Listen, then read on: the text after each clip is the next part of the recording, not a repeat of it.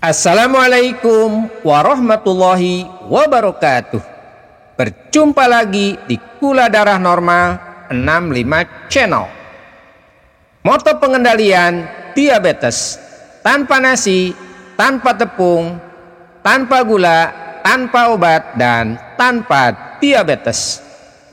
Tema kali ini adalah bagaimana pengidap diabetes mengonsumsi karbohidrat.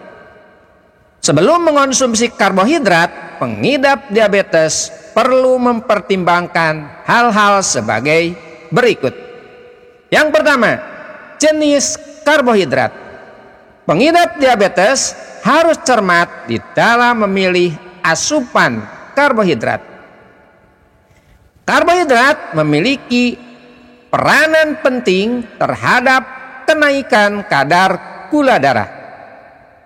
Oleh sebab itu, tubuh akan memecah karbohidrat menjadi glukosa atau gula. Sebagian besar glukosa atau gula diserap oleh darah sehingga menjadi gula darah. Bagi pengidap diabetes, setelah mengonsumsi karbohidrat, kadar gula darahnya bisa melonjak tinggi. Karena gula atau glukosa di dalam darah tidak masuk ke sel-sel tubuh, termasuk otot dan liver. Bagi pengidap diabetes tipe 2, hal ini disebabkan karena terjadinya resistensi insulin. Dan bagi pengidap diabetes tipe 1, hal ini disebabkan karena kekurangan produksi hormon insulin.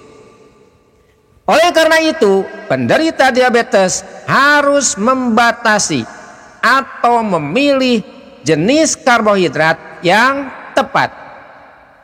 Salah satu cara untuk mencapai agar kadar gula darah normal adalah dengan mengonsumsi karbohidrat kompleks. Karbohidrat kompleks mengandung lebih banyak serat, vitamin, dan nutrisi. Karena itu sering dijadikan pilihan bagi pengidap diabetes. Apa itu karbohidrat kompleks?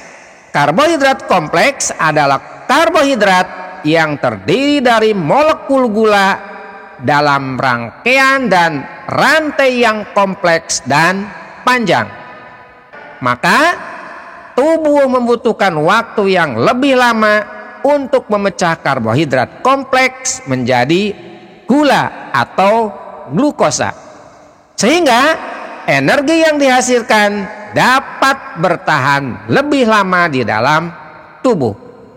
Anda dapat menemukan sumber karbohidrat kompleks di dalam kacang-kacangan, biji-bijian, dan sayur-sayuran. Sekarang, apa manfaat karbohidrat kompleks? Yang pertama, sumber energi. Yang kedua, membantu sistem pencernaan. Yang ketiga, membantu sistem metabolisme.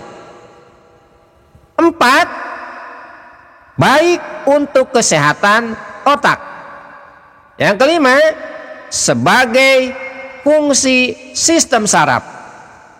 Dan yang keenam, memiliki kandungan serat yang tinggi. Berikut ini adalah sumber makanan karbohidrat kompleks. Yang pertama, whole grain. Whole grain adalah biji-bijian utuh seperti quinoa, buckwheat, gandum utuh, beras merah, beras hitam, oatmeal, sorghum, dan barley. Yang kedua, buah-buahan berserat. Karbohidrat jenis ini dapat ditemukan di dalam buah-buahan yang kaya sumber serat, seperti apel, beri-berian, pir, alpukat, jeruk, pisang, stroberi, dan umbi-umbian. Jangan makan buah-buahan kaleng karena umumnya sudah ditambah dengan perasa dan pemanis buatan. Yang ketiga, sayuran berserat. Anda dianjurkan untuk makan lebih banyak sayuran berserat seperti brokoli, wortel, jagung manis, kacang polong, kentang dengan kulitnya, tomat, okra, prem, asparagus, timun, bayam, zucchini, dan lain-lain. Nah, yang kelima, kacang-kacangan dan biji-bijian. Anda dapat menemukan sumber karbohidrat kompleks dalam kacang-kacangan dan biji-bijian seperti kacang merah, buncis, kacang polong, kacang kedelai, kacang pinto, susu kedelai, dan lain-lain. Yang kedua, berdasarkan jumlah. Centers for Disease Control and Prevention menyarankan konsumsi karbohidrat untuk pengidap diabetes harus bisa memenuhi 45% dari kebutuhan kalori harian. Artinya, jika Anda butuh 2000 kalori per hari, maka Anda boleh mengonsumsi karbohidrat 45% dari 2000 kalori, yaitu 900 kalori atau setara dengan 225 gram per hari.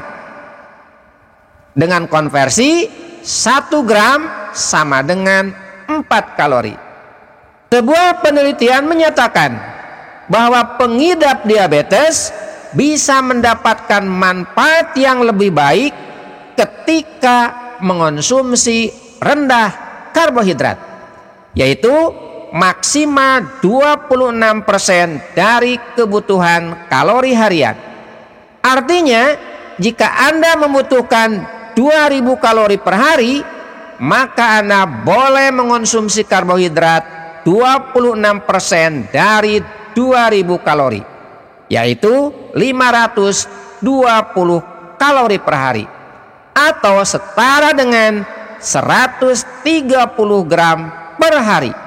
Dengan konversi 1 gram sama dengan 4 kalori, atau 45 gram per sekali makan.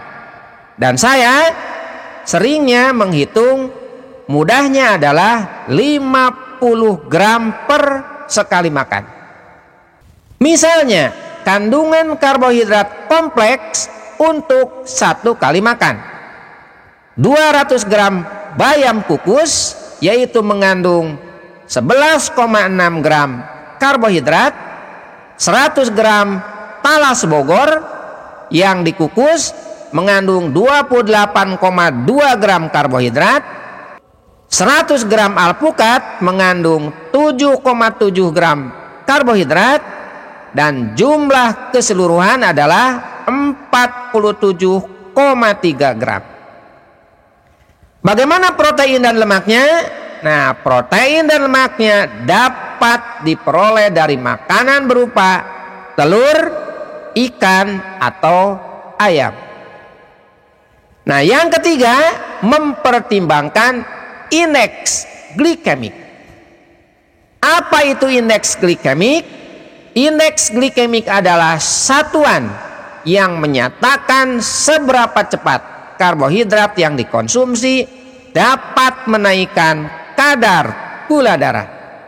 Semakin rendah indeks glikemik suatu makanan, maka semakin lambat makanan tersebut dapat menaikkan kadar gula darah.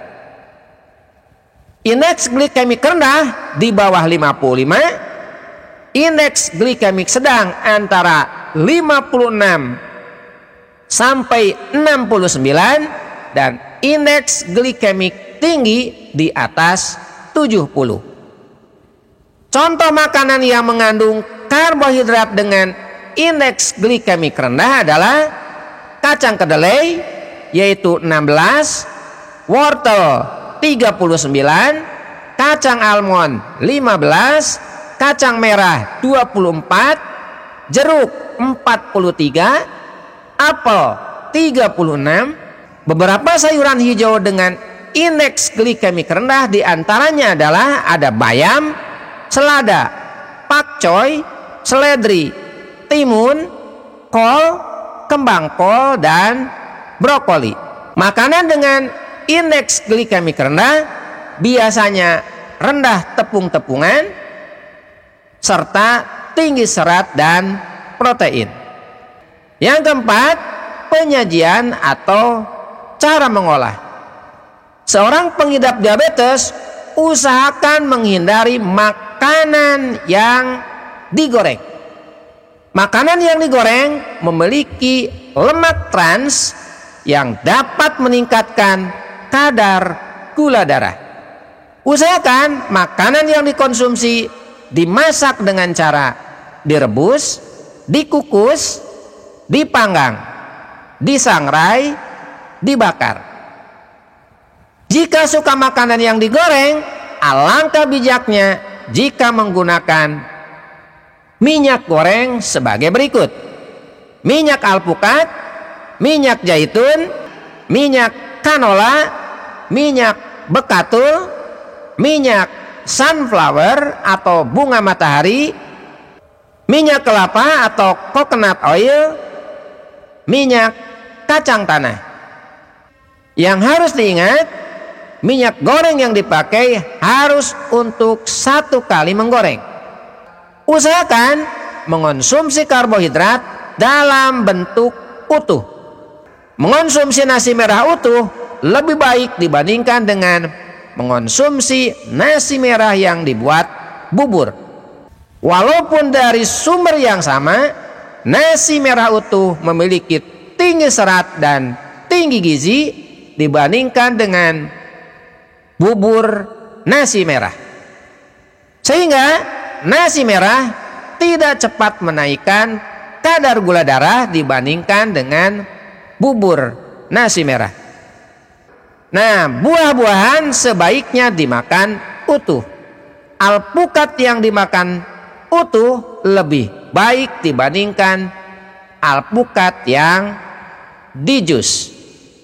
Saya simpulkan apa yang telah dipaparkan. Seorang pengidap diabetes dianjurkan mengonsumsi karbohidrat kompleks dengan mempertimbangkan: pertama adalah jenisnya, yang kedua adalah jumlahnya, yang ketiga mempertimbangkan indeks glikemiknya, dan yang keempat di dalam penyajiannya atau pengolahannya.